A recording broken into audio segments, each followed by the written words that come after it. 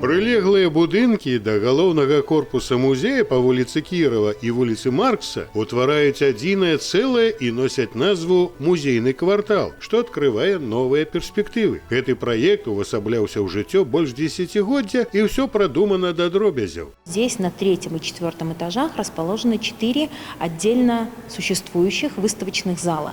Каждый из них со своим цветовым решением, каждый оборудован повесочной системой, климат-контролем, вентиляцией и прочими необходимыми для существования музея инженерными системами. Безусловно, большое внимание уделено освещению, и все вместе это создает прекрасные условия для размещения здесь временных выставок. Наяўнасць новых пляцовак для часовых праектаў дае магчымасць прадэманстраваць гледачам вялікую колькасць твораў мастацтва. У фондзе музея захоўваецца мноства карцін і палотнаў, якія не маглі ўбачыць наведвальнікі з-за недахопу плошчы будынка. На гэты ж момант адкрыліся новыя межы. Мы та площадка, на которую стремятся попасть большинство художников нашей страны, сделать свою персональную, ретроспективную или юбилейную выставку. И, конечно, мы здесь тоже идем им навстречу. И ранее в существовавших условиях музея мы не имели таких подходящих выставочных площадей для того, чтобы организовывать такие проекты.